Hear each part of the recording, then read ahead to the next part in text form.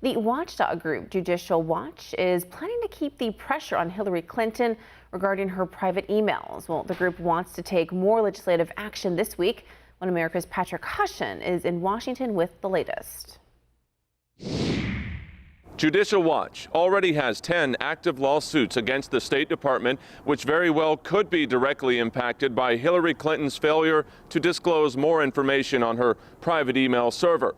And I spoke with the president of the watchdog group, Tom Fitton, about the legalities involved. Maintaining them on a server that's not secure, that can put you in jail. It's like the equivalent of leaving something that's classified on a park bench.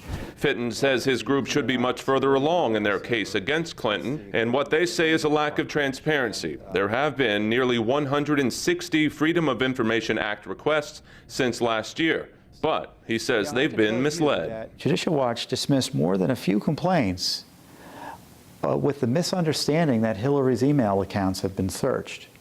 And boy, we were lied and misled, but arguably the courts were too. One of the major questions, of course, is how much the Obama administration knew.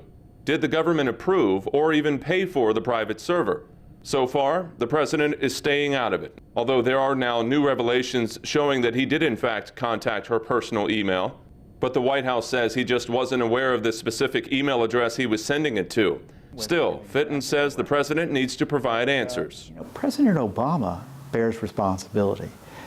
He beat Mrs. Clinton in the primary based in part on the argument that she was corrupt, and we didn't want the scandals of the 90s coming back again. And yet he put her in the State Department and then didn't police her. Meanwhile, the chairman of the Benghazi Investigation Committee, Republican Congressman Trey Gowdy, is receiving criticism from the left for issuing subpoenas so they can receive all emails referring to the Benghazi terrorist attack. Democrats say it's only a political play, but Fitton says Congressman Gowdy should be even tougher. It can be argued that Chairman Gowdy has treated Hillary Clinton with kid gloves, and the subpoenas are appropriate.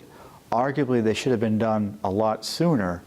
But better late than never. Now, more on Benghazi. There are two other Clinton staffers and former State Department employees who Judicial Watch is not letting off the hook for using private emails while at work.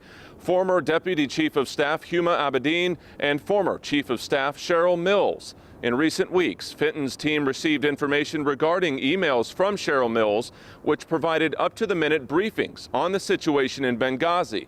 But we didn't get Hillary emails, though. So did Cheryl go offline and email Hillary about what was going on and communicate offline? We don't know that yet from the State Department. Right now, many more questions than answers. In Washington, Patrick Hushin, One America News.